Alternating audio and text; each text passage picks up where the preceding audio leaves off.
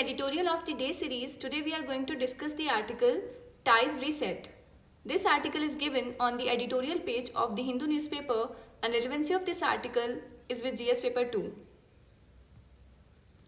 So before starting the discussion, I want to inform you that Polity Foundation course for 2023 and Ethics Advanced and Basic course is about to start in our institute by Nitin Shivare sir. For more details, you can call on given numbers.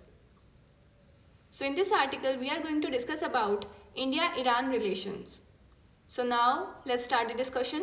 तो ये article India and Iran relations के बारे में है. Actually Iran एक शिया country है. इस्लाम के अंदर दो मेजर सेक्शन कहे जाते हैं, शिया और सुन्नी. तो ईरान एक शिया कंट्री है एंड बाकी जो गल्फ कंट्रीज़ हैं वो सुन्नी कंट्रीज़ हैं. तो इस वजह से उनके रिलेशंस अच्छे नहीं रहते. दूसरी चीज़ ये है कि ईरान की ज्योग्राफिकल लोकेशन अदर कंट्रीज़ के कंपैरिजन में बहुत अलग है और काफ़ी टाइम से ये बात कही जा रही है कि अगर ईरान अपने एक्चुअल पोटेंशियल को यूज़ कर ले तो वो अपने आसपास के गल्फ कंट्रीज़ को पीछे छोड़ सकता है डेवलपमेंट के मामले में. तो अरेबिया एंड इजराइल, वैसे तो इन दोनों कंट्रीज़ में बहुत से मैटर को लेकर डिस्प्यूट्स रहता है, लेकिन जब बात ईरान की आती है तो दोनों कंट्रीज़ अरेबिया एंड इजराइल एक टेबल पर आ जाती है.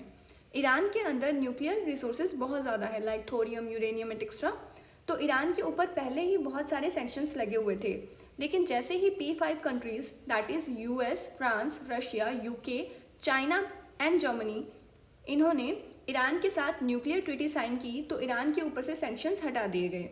और ये बात अरेबिया एंड इजराइल को बिल्कुल अच्छी नहीं लगी, क्योंकि ईरान में इन्वेस्टमेंट आने लगी एंड डेवलपमेंट होने लगा. आगे आर्टिकल में बताया गया है कि तो यूएस ने कहा कि जो कंट्रीज़ रशिया, ईरान और नॉर्थ कोरिया के साथ अपने रिलेशंस रखेगी तो हम उन कंट्रीज़ पर भी CAATSA that is countering America's adversaries through sanctions act के अंडर सैंक्शंस लगा देंगे. तो इंडिया ईरान से ऑयल इंपोर्ट करता था, लेकिन सैंक्शंस की वजह से इंडिया ने ईरान से ऑयल इंपोर्ट करना बंद कर दिया. इंडिया ने ईरान में एक चाबहार पोर्ट डेवलप किया है, जिससे इंडिया की सेंट्रल एशियन रीजन से कनेक्टिविटी बहुत अच्छी बनी हुई है. तो जब ईरान पर इतने सैंक्शन लगे तो उस टाइम पर फिर चाइना ने ईरान में कई बिलियंस की इन्वेस्टमेंट की और उस कारण से इंडिया और ईरान रिलेशंस काफ़ी ख़राब हुए.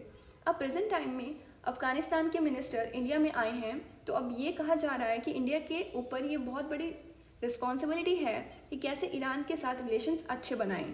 तो यही सब चीज़ें इस आर्टिकल में डिस्कस की गई हैं. तो ये था हमारा आज का editorial ties reset. So that's all for today.